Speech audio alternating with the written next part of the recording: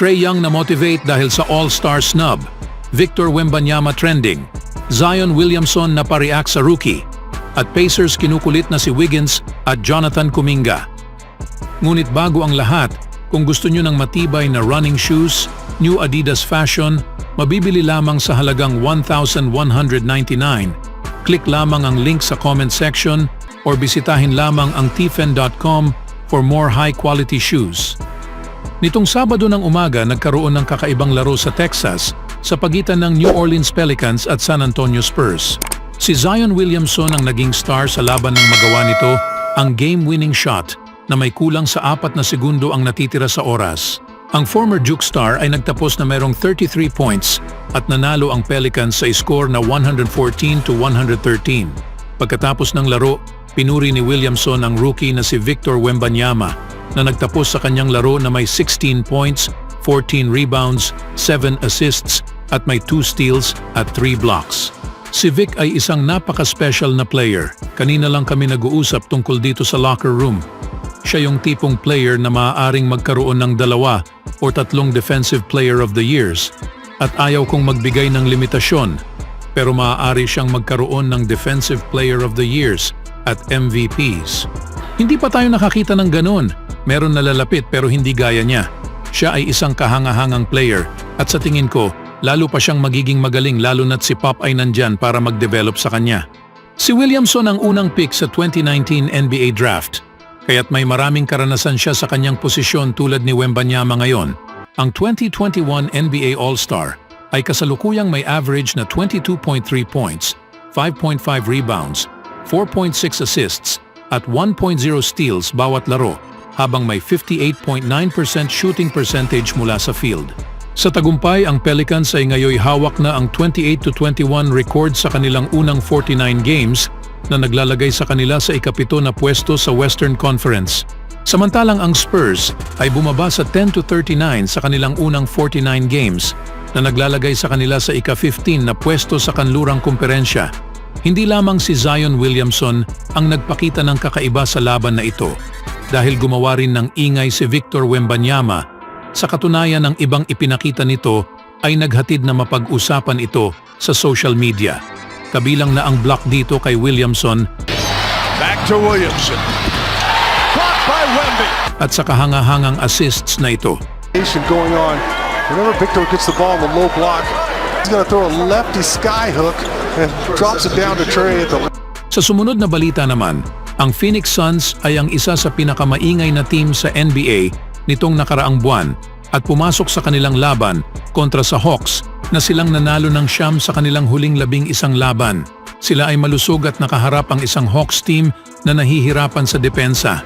Kinakailangan ng Atlanta ang panalo na ito at bagaman wala mang umaamin na ang hindi pagkakapasama ni Trae Young sa All-Star Game ay maaaring gamitin ito bilang motivation. Walang nag-iisip na ito ay isang aksidente at ibinigay niya ang isa sa kanyang pinakamagandang performances ngayong araw. Ang Hawks ay nagtapos sa laro laban sa Suns at nakuha ang isa sa kanilang pinakamagandang panalo ng season. Ang Hawks ay tumutok sa parehong lineup na naging starter sa karamihan sa kanilang mga laro ngayong season. Si Trae Young, DeJounte Murray, Saddiq Bey, Jalen Johnson at Clint Capela ay ang mga unang 5 sa laro para sa Hawks. Si Devin Booker, Bradley Beal, Grayson Allen, Kevin Durant at Jusuf Nurkic naman ang mga nagsimula para sa Suns. May potensyal itong maging isang mataas na scoring na laro dahil sa mataas na antas ng talento sa opensiba sa parehong team at ang unang quarter ay ang nagbigay ng resulta sa salitang ito. Ang laro ay naging back and forth sa simula kung saan parehong koponan ang nagpapalitan ng baskets. Ang Suns ay nagtagumpay sa 15-12 sa unang timeout na may 7:58 pa sa unang quarter at may nakakabahalang early development mula sa Hawks. Si Capela ay nakakuha agad ng 2 mabilis na foul at kinailangang pumunta sa bench na nauwi sa pagsalang ni Onyeka Okongwu sa laro ng mas mabilis kaysa sa karaniwan. Ngunit ang depensa ng Suns ay hindi nagtagumpay kay Young sa first quarter dahil siya ay naging 3 of 3 mula sa 3-point line sa opening quarter, nakapagtala ng 11 puntos at dinala ang Hawks sa 33-30 lead. Hindi lang siya umi-score. Si Young ay isa sa mga pinakamahusay na passer sa NBA at ito ay ipinakita niya sa unang quarter ng laban. Telling you, look at this pass. Ang Atlanta ay nag-shoot ng 49% mula sa field sa unang kalahating laro at 35% mula sa 3. Si Young sa puntong ito ay halos nagkaroon na ng double-double sa unang kalahating laro pa lang, gumawa ng 17 points at may 9 assists. Binigay ni Young ang isang perpektong performance pagkatapos hindi mapasama sa All-Star spot at ang kanyang pinakamahusay na play ng laro ay nangyari mga 5 minuto bago magtapos ang laban. Ninakaw ni Young ang bola kay Durant nang ang Hawks ay naging leading ng 7 points at tumigil ito ng diretsahan at nagtamo ng isang tres na nagpadala ng kasiyahan sa State Farm Arena at nagsimula ang isang chant ng two-way tray. Sa ibang balita naman, ang Indiana Pacers ay gumawa na ng malaking transaksyon ngayong season. Kanilang nakuha si Pascal Siakam mula sa Toronto Raptors noong gitnang buwan ng Enero gamit ang maraming ari-arian at mga pangunahing salary para dito. Maaaring ito na lamang ang trade na gagawin ng Indiana ngayong season. Kinailangan ng 3 first-round draft picks para maisagawa ito. Mas makatwiran na ang kanilang lineup ngayon. Mas mataas ang kanilang maaaring marating. Marahil, ang pag-angat sa playoffs at paggamit sa impormasyon sa ginagawa nilang ito ay gagawing nilang basehan sa kanilang mga desisyon sa hinaharap bilang isang pinakamagandang daan para sa Indiana. Ngunit ang karagdagang talento sa wing ay isang bagay na binibigyan ng halaga sa bawat kupunan sa NBA at may mga kontratang mag-e-expire ang Pacers at isang logjam sa frontcourt na kinakailangan ayusin. Kaya't may mga ulat na nagsasabing maaaring hindi pa tapos ang Indiana sa paggawa ng galaw. Ang deadline ng trade ay 1 linggo na lamang. Isang koponan na kinokonekta ng maraming balita sa Pacers ay ang Golden State Warriors.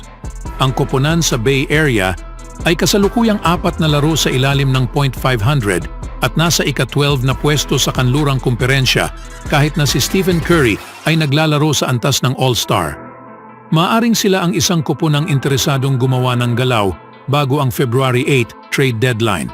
Ang unang koneksyon sa pagitan ng Pacers at Warriors ay mula kay Jake Fisher, isang senior NBA reporter ng Yahoo Sports, na nag-uusap tungkol sa Indiana sa podcast na No Cap Room. Palagi kong naririnig ang pangalan ni Andrew Wiggins sa Indiana, sabi ni Fisher. Alam ko, si Jonathan Kuminga ay isa pang player ng Warriors na kinukulit ngayon ng Pacers at tinatawagan ng Golden State mula pa noong huling mga araw. Ipinaliwanag ni Fisher na ang Golden State ay naghahanap ng defensive-minded 4 men at napatunayan na tama ito. Ngunit kahit na parehong interesante para sa Indiana si Wiggins at Kuminga. Si Wiggins ay medyo isang sugal sa Pacers. Medyo bumaba ang performance nito ngayon, ngunit nitong mga nakaraang laro nila, mas umaangat na ito. Mahirap tantiyahan ang kanyang halaga sa kanyang kasalukuyang kontrata. Kung siya nga ba ay isang positibong halaga na player sa kanyang antas ng produksyon, ito ay nangangailangan ng pananampalataya sa kanyang kakayahan na maabot ang kanyang dating antas sa laro na nangyari ngayon sa kanyang mga huling 5 laro. Sa teorya, maaring itabi siya ng maayos kasama si Aaron Nesmith at Siakam para mabuo ang isang magandang forward rotation sa Indianapolis. Si Mark Stein, sa kanyang The Stein Line newsletter, iniulat niya na ang ibang kalabang team ay naniniwala na ang Pacers ay ang magiging destinasyon ni Wiggins at Kuminga kung bibitawan ito ng Warriors. Ang nakikilalang interes ng Indiana kay Anunoby ay nagudyok din sa ilang paniniwala at itinuring ang Pacers bilang potensyal na destinasyon para sa Golden States na si Andrew Wiggins. Anong masasabi niyo mga kaibigan? Kailangan pa bang gumawa ng hakbang ang Warriors at isuko si Wiggins at Kuminga? Always do it on my own, so I gotta get through it. And the only thing I know is to love what I'm doing. Never give up, never slow, till I finally prove it. Never listen to the no's, I just wanna keep moving. Keep my head up when I act, head up that's a fact. Never looking back, I'ma keep myself on track.